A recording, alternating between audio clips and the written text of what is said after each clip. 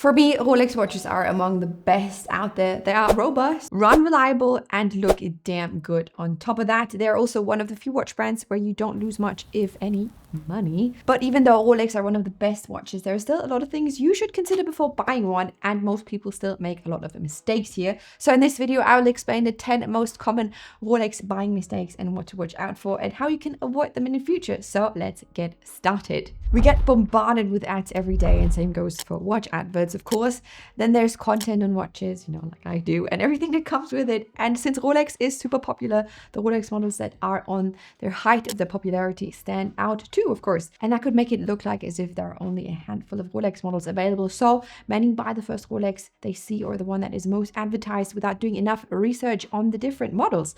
But different models suit different lifestyles, tastes, and budgets, and your watch should ideally fulfill your needs, wishes, and your situation. For example, sporty types tend to prefer a Submariner or a Daytona, while those with a more of a minimalist style would be better off with an Oyster Perpetual, for example, or an Explorer perhaps. And the very classic conservative types might want to check out the Dangerous variants.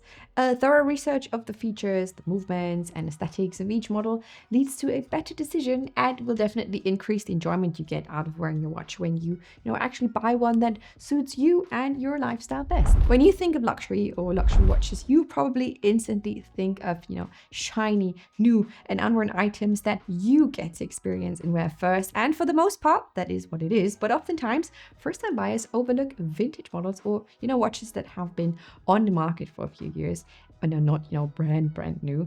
And this is something I can absolutely understand, because this whole vintage segment can be a total thing of its own and has its own subcategories of rules and things to consider. But older models can be more affordable, offer unique designs, or may have appreciated in value even. A certified pre-owned Rolex dealer or a reputable watch dealer can offer excellent value for money, and reputable dealers often restore these watches to a near perfect and new condition. You can also find different proportions among vintage watches, compared to the ones that you have out nowadays. For example, the Submariner cases used to be much slimmer, or there are dial variants of the day date or Datejust that you cannot get in that style today. So it's always worth to look at these ones too. I mean, just like you would not enjoy wearing a shoe a size too small or too big, a watch that doesn't fit well could cause similar disappointments. A Rolex or any wristwatch for that matter should fit comfortably and proportionally on your wrist. Many people don't try on different sizes and they end up with a watch that looks too big or too small, which, that isn't the biggest issue. That's very subjective. But if it is too big, for example, you could end up hitting your watch against everything unnecessarily simply because it sticks out too much.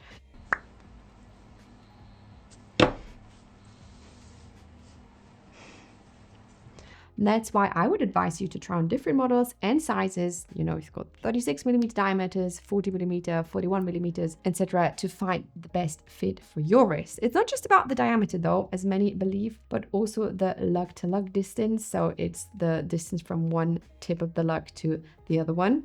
This distance determines the overall length of the watch and how it sits on, the surface area of your wrist.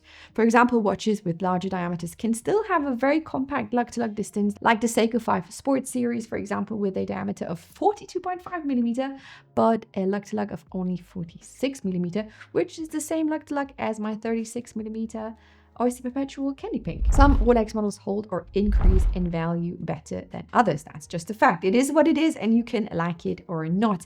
I know that some people don't like to talk about value retention or think, this is ridiculous, but if you are not made of money, like myself, I do think that is something one has to consider too, because even though it's important to, love the watch you buy, obviously, many first-time buyers don't think about which models will appreciate or could appreciate over time, like, a Sub or a Daytona, and which are less stable in value. This isn't necessarily a mistake, but might be just, an interesting factor to consider if you're trying to decide between two models. Though there are many Rolex ADs, there are nearly not enough to have one within reach of everyone out there who wants to buy a Rolex, or perhaps someone does not necessarily want to go down the AD route. Either way, buying watches online has long been a popular way to get your hands on your favorite watch, but buying from an online platform without checking the reputation of the seller or the platform can be a risky thing to do. It is important to check the seller when buying online to ensure they are reputable. It's best to, Google them, read forums, and check reviews in groups. Some platforms offer support with the authentication process, and you should really make sure that you have at least some form of proof that the watch you're buying is authentic. Rolex watches are reliable and typically run smoothly for many years. However, keep in mind that at some point, maintenance or what's called a service, similar to a car, will be needed. If the warranty has expired, you will need to cover the costs yourself. It's hard to put a finger on the exact amount that you have to expect, but it can start from like 600 to like as much as 1,000, a bit more, depending on how much work is required on your watch. Therefore, knowing the maintenance schedule and costs can prevent unpleasant surprises. It's not that big of a deal, but something that should be kept in mind anyways. Trends impact pretty much most parts of our lives, and watches are no exception, of course. Though trends might not be as quick to change or drastic, there are still some things that were in style a couple of years earlier but might not be as popular now, like the super oversized cases, for example. I don't know, I'm sure there are plenty of designs or trends right now that we won't think so good of in a few years to come.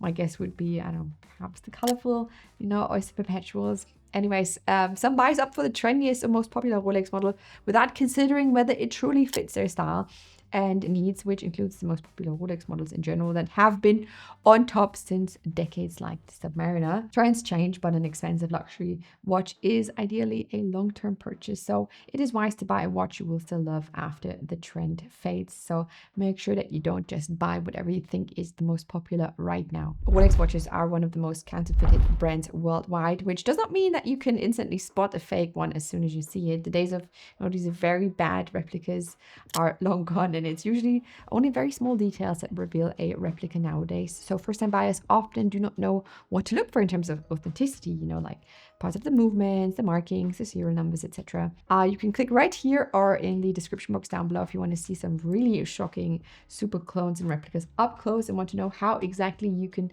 tell them apart from authentic watches. Therefore, always buy from reputable sources and thoroughly check all documents that you get with it. A Rolex with its original box papers and accessories like the chronometer, certificate, and all the bracelet links is called a full set.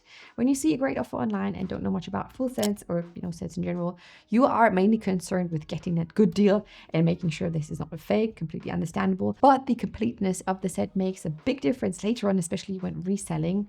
That way you have everything in order, the card with the serial number to match the watch, the service booklet, the user manual, etc. And though it is not a 100% proof of authenticity, it does help to have everything in place.